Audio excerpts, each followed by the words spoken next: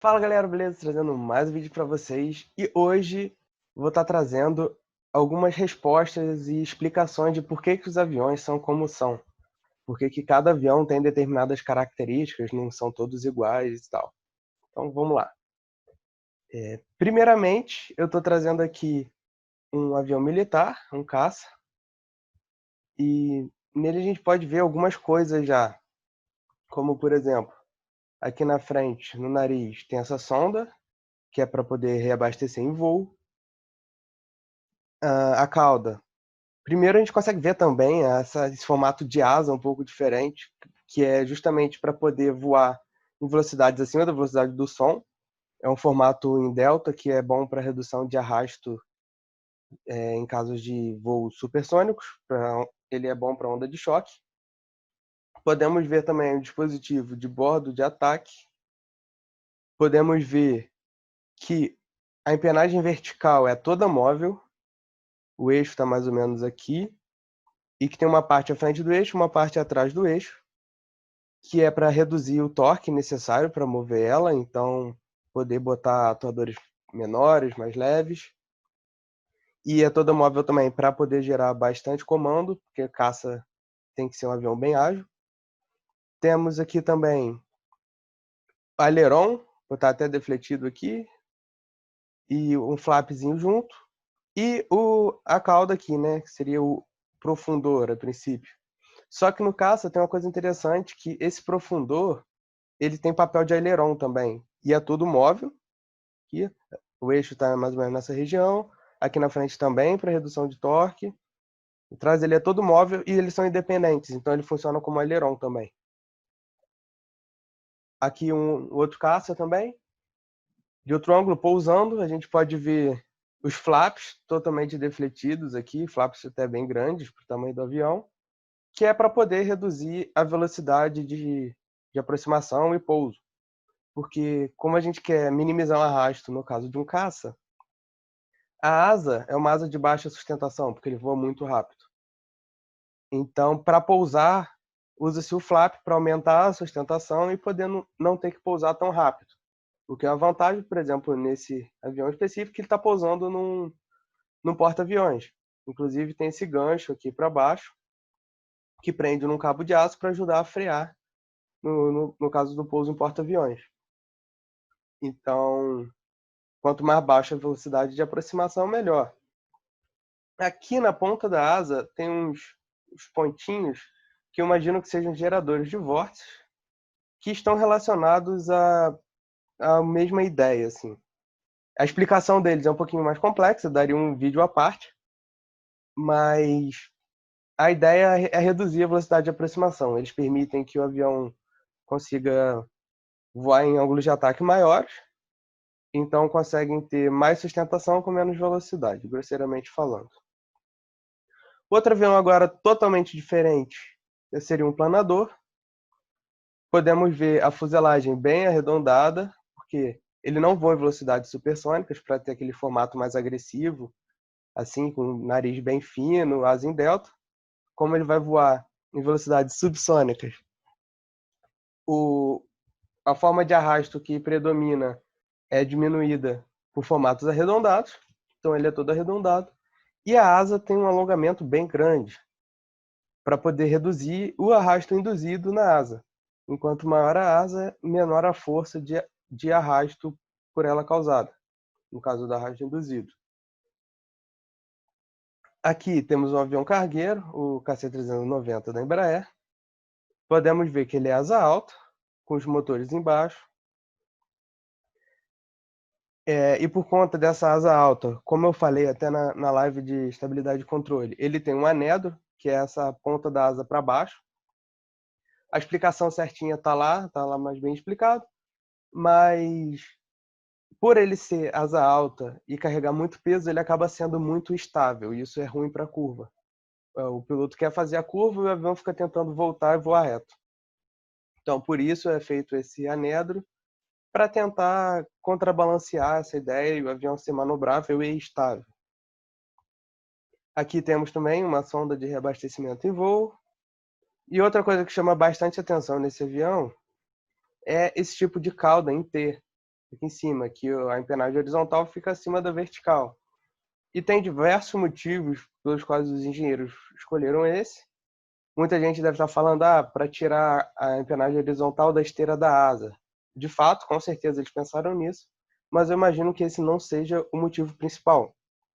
Para mim, o motivo principal para eles terem feito isso é que esse avião tem um compartimento de carga com a porta na traseira dele. Então, se a cauda tivesse no lugar convencional, teria que uma longarina atravessando a fuselagem e tudo mais, que acabaria acabando com essa área aqui.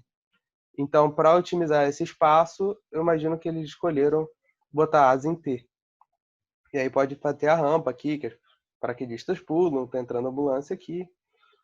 E podemos ver também nesse avião, que é uma coisa um pouco diferente, uma patola aqui, né? Porque quando o avião está carregado e tal, a massa está distribuída entre o trem de pouso principal e o nariz. Mas nesse caso, quando está carregando, o peso está muito para trás por causa da ambulância. Ele ainda não terminou de ficar no lugar certo, está entrando ainda. Então corre o risco do avião levantar o nariz em solo, e ninguém quer isso, porque vai bater a cauda no chão e tal, vai estragar. Então tem essa patola aqui, tem uma de cada lado, justamente para compensar isso. Temos aqui um Cessna, que é um avião típico de quem está aprendendo a pilotar. Então é um avião asa alta, mas para ser dócil, para ser tranquilo de pilotagem, que é quem está aprendendo. Asa retangular, que é para ser uma asa mais barata. Monomotor, menos manutenção também. Então a ideia aqui é ser um avião bem barato e simples para quem está aprendendo a pilotar. Temos agora um avião um pouquinho diferente, que é esses aviões da Red Bull Air Race, que são aviões de manobra. Então, para poder fazer manobra, ele precisa do quê? Superfícies de controles grandes. Podemos ver que o aileron ocupa quase toda a asa, chuto aqui uns 80% da asa ele ocupa. Também, por ser muito grande, precisaria de muita força para o piloto fazer. Então tem um compensador aqui de torque. Nesse caso, esse avião as superfícies de comando são movidas por cabos, não são atuadores hidráulicos como nos aviões maiores. Então o torque vai diretamente para a mão do piloto. Mesma coisa aqui atrás, a cauda tem uma parcela muito grande móvel, porque ele precisa ser muito manobrável, porque é essa a função dele, né? Aqui de outro ângulo, podemos ver o aileron muito grande e o leme também muito grande, que é grande parte móvel, e aqui em cima também com o aliviador de torque. Nota-se também que a hélice é quadripar, que é uma hélice que permite maior tração, maior potência, com um diâmetro pequeno. Não é hélice mais eficiente, longe disso, mas o objetivo dessa competição não está relacionado ao consumo de combustível e potência do motor. Então, utilizou-se uma hélice quadripar para poder ter bastante tração sem ter que subir o avião, né? Porque se a hélice batesse no chão, teria que subir o avião e também aumentar o trem de pouso e tudo mais, o que já não seria tão vantajoso. Pode-se também notar que o trem de pouso é convencional, não é triciclo, porque essa é uma configuração mais leve. Eu acho que seria o principal motivo nesse caso. Temos aqui também alguns aviões de stall. Stall, nesse caso, não tem nada a ver com a perda de sustentação. Stall escreve STOL, que é Short Takeoff and Landing, que seria decolagem em pousos curtos. Então, a principal característica que chama a atenção nesses aviões, imagino que sejam as rodas, né, com esses pneus muito grandes. E isso se deve à absorção de impacto, porque como ele tem que pousar em comprimentos de pista muito curtos, ele já se aproxima quase estolando, aí dá aquela estoladinha e já chega freando. Então, o impacto nele é muito grande. Então, além da suspensão, ainda bota esses pneus muito grandes para absorver bem. Como era de se imaginar também, temos flaps, pelo mesmo motivo lá do caça, que é para reduzir a velocidade de aproximação, velocidade de pouso, porque como a gente quer pousar com o mínimo comprimento de pista possível, quanto mais devagar pousar, melhor. E aqui também podemos ver slats, que também dá um outro vídeo à parte, mas a ideia é também contribuir para pousar mais devagar. Visto aqui de um outro ângulo, temos os pneus grandes, da mesma como já foi mostrado, superfícies de controle grandes, e nesse caso é por um motivo totalmente diferente. Não é porque ele é um avião super manobrável e quer fazer altas manobras com ele, porque esse avião ele voa muito lento. E como a gente sabe, as superfícies de controle nada mais são do que asas. E asas geram força com o quadrado da velocidade. Ou seja, se você está muito devagar, você perde muito da força na superfície. Então, para conseguir controlar o avião em velocidades muito baixas, é necessário aumentar o tamanho dessas superfícies. E aí, por serem grandes, também tem a parte do aliviador de torque aqui. Pode ver que essa parte toda aqui está à frente do eixo de rotação, para o piloto não ter que fazer muita força também, já que o manche dele está ligado por cabo diretamente aqui, não é parte elétrica e hidráulica que nem os aviões comerciais, por exemplo. Aqui de lado podemos ver o slat aqui na frente. Como eu falei, dá um vídeo à parte, mas a ideia é conseguir pousar com um ângulo de ataque maior. Dá até para ver nessa foto que ele está pousando com um ângulo de ataque bem grande. O nariz está bem para cima. E com isso você consegue maior sustentação com menor velocidade. Então consegue pousar mais devagar. Temos também um flap aqui. E é um flap que tem esse buraquinho aqui, que é o famoso slot. Então, a ideia é mais ou menos a mesma do slat, é conseguir maior sustentação, maior ângulo de ataque. Posso até fazer um vídeo explicando isso depois. E também o trem de pouso na configuração convencional. A roda atrás é menos peso, ela normalmente está ligada junto com o comando do leme, então seria uma coisa só, tá ligado junto, não precisaria ter outro controle para frente. E para quem sabe de mecânica, partes móveis significa peso. E além disso, porque como esse avião decola em pistas muito curtas e ele quer ser o mais leve possível, esse tipo de trem de pouso ajuda na decolagem. Por quê? Se a gente tivesse trem de pouso de nariz aqui na frente, nesse caso o centro de gravidade está mais ou menos aqui. Se ele tivesse o nariz aqui na frente, esse trem de pouso principal teria que chegar para trás, para o avião não empinar parado no solo. Se ele chega para trás, diminui o braço de alavanca que a cauda tem. E com isso você precisaria de uma cauda maior para decolar. Ainda mais que ele decola em baixa velocidade, precisaria de uma cauda muito grande, o que também significa peso. Então, essa configuração de trem de pouso permite aumentar consideravelmente o braço de alavanca e aí reduzir a cauda, que também reduz peso. Então, aqui podemos dizer que melhora aí uns 40% o braço de alavanca, é bastante coisa. E por conta disso é muito comum, já que esses aviões freiam com muito vigor, é comum os aviões, na hora que forem pousar, freia e bate a hélice no chão. O piloto freia tão forte que o nariz abaixa, bate a hélice no chão. Tem várias fotos e vídeos desses aviões tombando. Mas normalmente ninguém se machuca, não acontece nada. Trouxe aqui também um Boeing 747 NG, por um motivo um pouco mais específico, mas que também é bem interessante, que é essa parte do estabilizador vertical, que é o chamado dorsal fin. Seria tipo a barbatana dorsal dele. Por quê?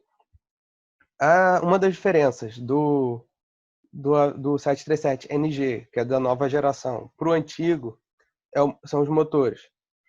Na nova geração entraram dois motores mais potentes, mais fortes. Então, como é um bimotor, tem um motor de cada lado, imagina se um dos motores falha durante o voo. Teria só um motor fazendo força, o que normalmente não é problema, mas ele está fazendo força de um lado só. Então o avião tenderia a guinar para um dos lados. E aí a gente quer que o avião seja controlável mesmo nessa situação. Então a empennagem vertical e o leme são projetados de forma a conseguir compensar esse torque causado pela tração assimétrica. Só que, como foram botados motores maiores, essa tração assimétrica seria mais forte ainda. Então teria que aumentar toda a parte de estabilizador e leme. Mas as companhias aéreas já tinham comprado os aviões antigos, elas já tinham hangares projetados para eles. Se aumentasse aqui a altura do leme, teria que refazer os hangares, fazer tudo, o que seria muito caro para elas.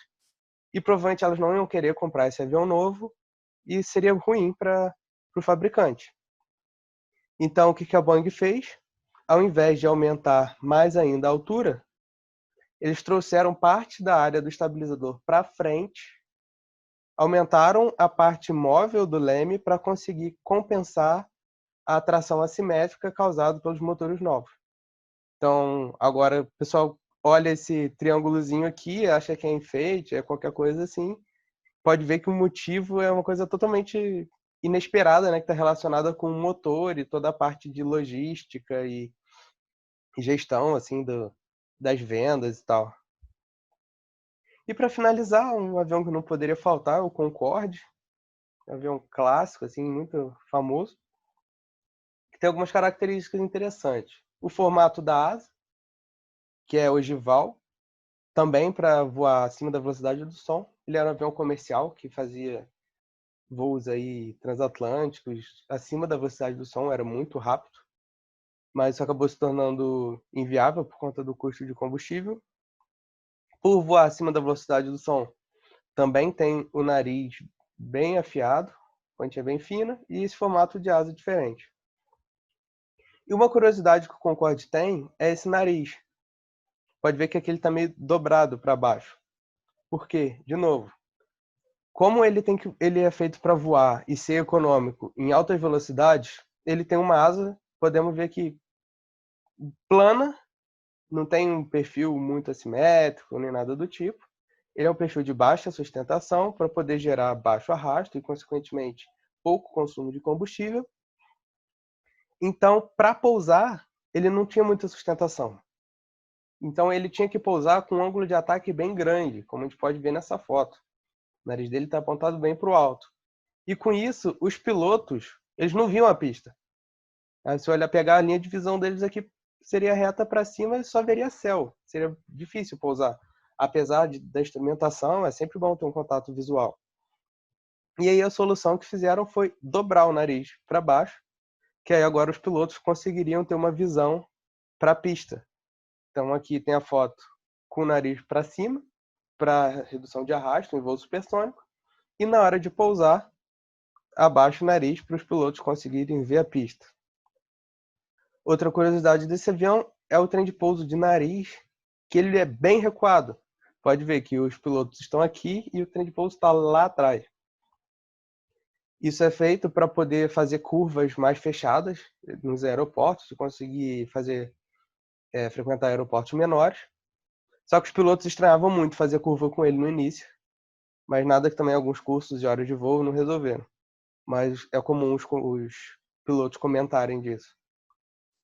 E o motor do Concorde, aqui os motores, tem essa entrada de ar, e essa entrada de ar tem uma placa que fecha um pouco da abertura, que é um pouco contra-intuitivo, né? Porque normalmente, pensando até em motores de carro e tal, as pessoas querem aumentar ao máximo a passagem de ar, a admissão, aí o pessoal faz aquele blueprint, bota ali, tira todas as quinas, tal, limpa tudo para facilitar a entrada de ar.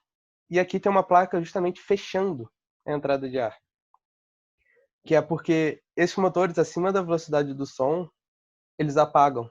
Quando entra onda de choque no motor, ele apaga. Então, por isso tem essa placa que fecha um pouco da abertura e freia o ar admitido para evitar que o motor apague. Então, esse foi o vídeo de hoje, espero que tenham gostado.